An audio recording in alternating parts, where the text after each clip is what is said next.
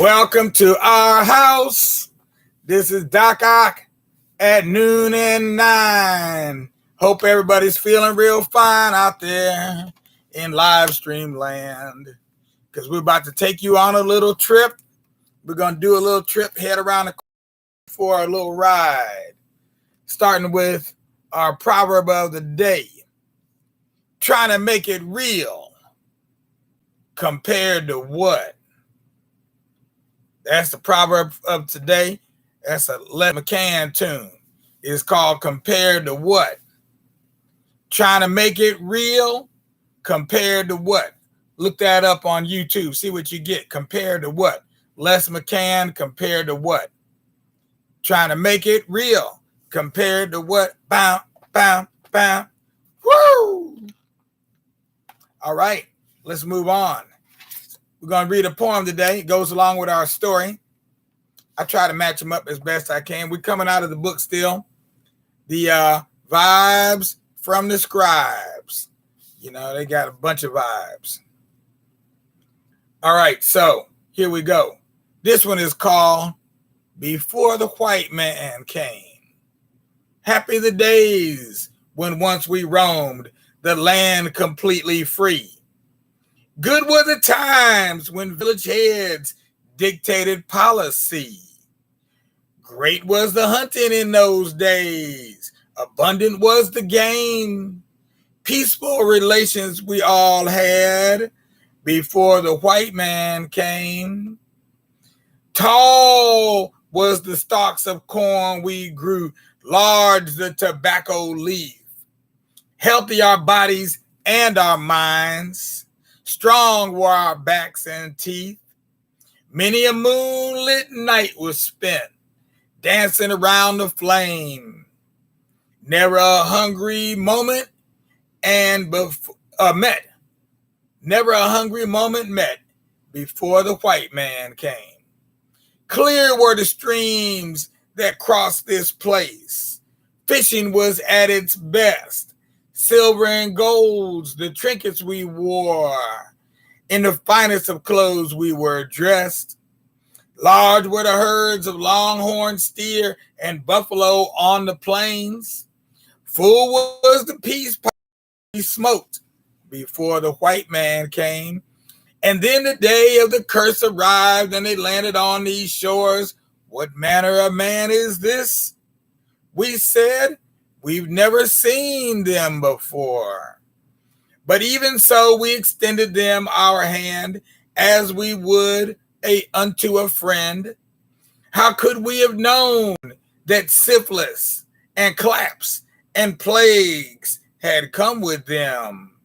And now it's been 400 years since that eventful day. But if we had known what they had in mind, we would have died. We would have all died in the bay. They would have all died in the bay. So now we are paying for our mistake with only ourselves to blame, with memories of good old years before the white man came. So,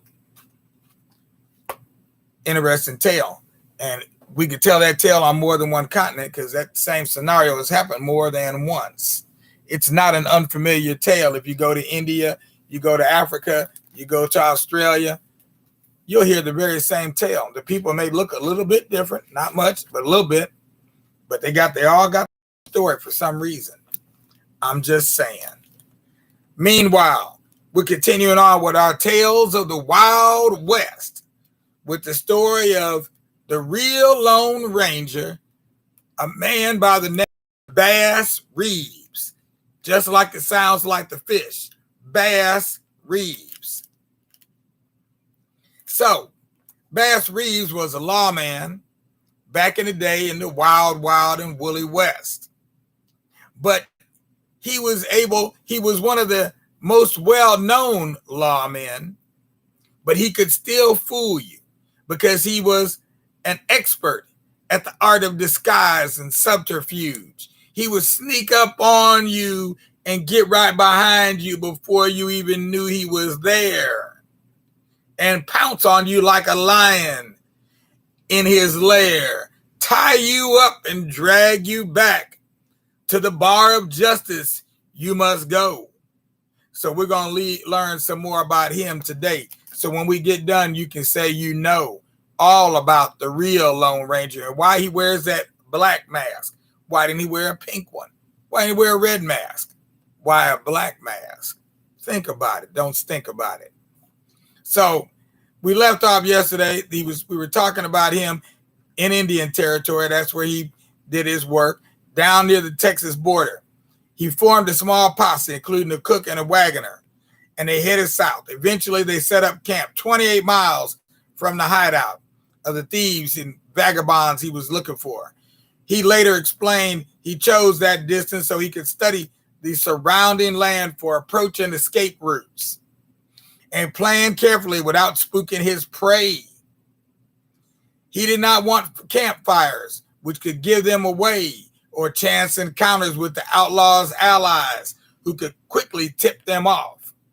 So the 28 miles was not arbitrary. It was key to the element of surprise.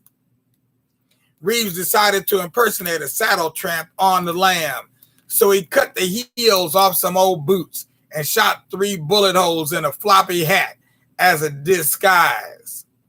Stuffing his handcuffs, badge, and Colt revolvers under his coat, he started walking to the hideout alone. He knew that territory outlaws posted lookouts for teams of lawmen on strategic hills, so they would rarely expect to track anyone to track in alone, especially in disguise. After hiking the 28 miles and arriving at the mother's cabin, Reeves politely knocked on the door. When the mother answered, Reeves told her he was a robber running from a posse that had shot the bullet holes in his hat. She believed him and invited him in. While cooking him a meal, she mentioned that her 2 boys were also on the run and suggested it might be smart if they all protected one another. At dark, someone whistled from across the creek. When the mother went outside, up rode her sons. Once inside, they met Reeves, bought his detailed story, and agreed to team up with him for mutual gain. That night, Reeves talked them into sleeping in the same room with him in case they were rushed by the law. While the unsuspecting brothers slept on the floor, Reeves handcuffed them so expertly they did not even wake up. Morning, the game was up. Reeves ordered them outside. The mother was irate, following them for miles, cursing and screaming at Reeves' back until she could go no further. Meantime, he led the outlaws back to his camp, where the brothers were shackled to the wagon for the night. Next morning, Reeves led his prisoners, cook, and posse back to Fort Smith. He did not have to wait for the brothers' inevitable conviction to collect his $5,000 reward and add another notch to his legend. Another of his storied undercover jobs happened in the 1890s when he decided to investigate a robbery in the crude saloon town of Keokuk Falls, one of the most dangerous outposts on the Seminole border of Indian Territory. But he was intrepid. He was widely known as one of the few deputy marshals courageous enough to come through the border towns where disputes were settled on the porches of saloons, or by shootouts in the streets. He met with the robbery victim, John F. Brown Jr., chief of the Seminole Nation, who provided directions to the desperadoes' hideout, an abandoned cabin inside the Creek Nation. When Reeves arrived at the cabin and saw chimney smoke, he concocted a plan. He would return the next day as a tenant farmer and try to draw them outside on a ruse. The following morning, he put on dirty, patched overalls, rented a yoke of old oxen and a rickety wagon, and intentionally drove the wagon into a tree stump in front of the cabin. When the 4 outlaws came out to run him off, Reeves persuaded them to help. They grudgingly obliged by lifting the wagon free of the stump. But when they finished, they were staring down the barrels of his shiny Colt revolvers. Reeves disarmed them without incident, a Bass Reeves trademark, because he deemed unnecessary violence. He detested, unnecessary violence. Afterward, he chained the four to the wagon, recovered the stolen money from the cabin, then marched them to the county seat at Tecumseh, 30 miles away. They were later convicted and imprisoned. In 1884, Reeves came the closest to losing his life, and yet still added to his legend, riding the Seminole Whiskey Trail with warrants for 4 bad men.